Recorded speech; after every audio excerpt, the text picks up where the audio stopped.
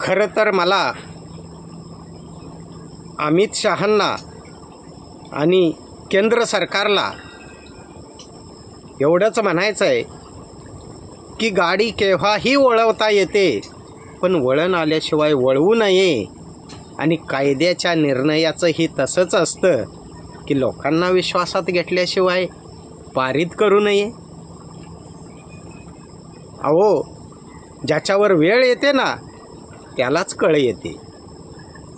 जेव्हा गाड्या बंद होतील आणि तुमच्या घरी ब्रेड येणं बंद होईल, तेव्हा 2 दिवसात त्या बेकरीमध्ये ब्रेड नाही भेटला ना तर तुमची खारी नाही झाली तर मला विचारा. आणि म्हणून अमित शहांना माझा एक सवाल आहे की तुम्ही कोणतीही सिक्युरिटी न घेता ट्रॉफिकमध्ये जाऊन दाखवा, म्हणजे तुमच्या लक्षात येईल कुणाकुणाच्या किती किती चुका असतात. नेहमीच ड्रायव्हरच्या व्यसनाच्या आड लपून कायदा बनवणं चुकीचं आहे हे.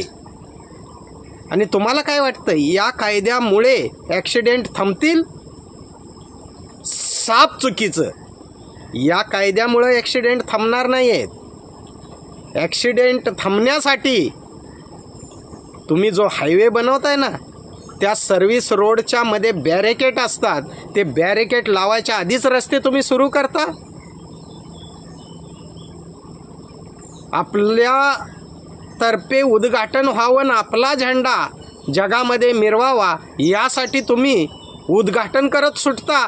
त्या रस्त्याला बॅरिकेड आहेत का, त्या रस्त्याला सिग्नल आहेत का, त्या रस्त्यावर पट्टे मारलेत का, याची चौकशीसुद्धा तुम्ही करत नाही आहे. आज पण 60% गुजरात हायवेला गाड्या उलट्या येतात.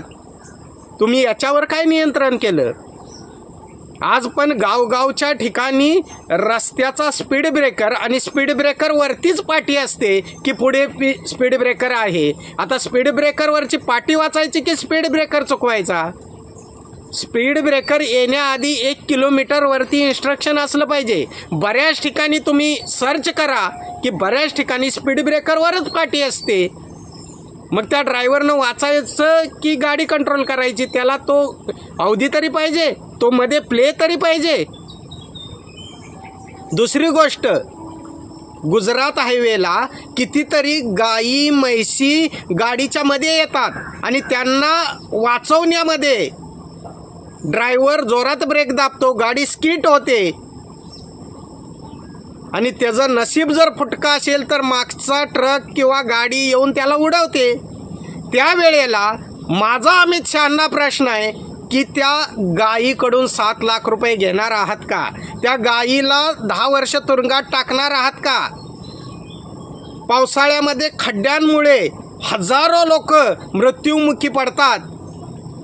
मग ते खड्डे कुणामुळं झाले? त्या संबंधित अधिकाऱ्याला 20 वर्ष तुरुंगात टाकणार आहात का? त्या अधिकाऱ्याला तुम्ही 25 लाखाचा दंड करणार आहात का? त्या अधिकाऱ्याला सस्पेंड करणार आहात का? दुसरा एक माझा प्रश्न, अमित शहाजी, तुम्ही खरं तर असा कायदा आणायला पाहिजे होता की जिथे ॲक्सिडेंट होईल तिथे ड्रायव्हरने त्या पेशंटला दवाखान्यात नेलं पाहिजे. हे आम्हाला माणुसकीच्या दृष्टीनं मान्य आहे, पण ड्रायव्हरला तिथे तेवढी गोष्ट ती क्रिया करायला वेळच पब्लिक देत नाही आहे. जो पब्लिकमधला व्यक्ती त्या ड्रायव्हरच्या केसाला पण धक्का लावेल त्याला तुम्ही जेलमध्ये टाका. तो कायदा हातात घेतो त्याला तुम्ही खऱ्या अर्थानं 15 लाखाची तिथे फाईन मारायला पाहिजे. 15 लाख त्याला भरायला लावायला पाहिजे, कारण तो कायदा हातात घेतो आणि ड्रायव्हरवरती हात उचलतो. म्हणून माझा अमित शहांना एवढाच प्रश्न आहे की तुमच्या रस्त्याची सोयीसुविधा चांगली करा.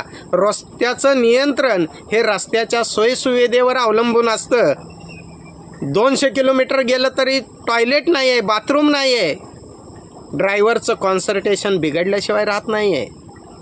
ड्रायव्हरला एखाद्या हायवेला आराम करायला मोठं हॉस्टेल बनवा. ड्रायव्हर जर पिलेला असेल तर त्याला तिथे जागा देऊ नका. जर त्याला 1000 किलोमीटरचा प्रवास करायचा आहे, थोडा वेळ तो आराम करेल. गव्हर्मेंटतर्फे असलं काहीतरी बनवा. आणि हा व्हिडिओ माझ्या ड्रायव्हर बांधवांना विनंती आहे की तुम्ही जास्तीत जास्त शेअर करा आणि लाईक करा, कारण हा व्हिडिओ त्यांच्यापर्यंत पोचू द्या. पटतंय ना? पटायलाच पाहिजे. रामकृष्ण हरी.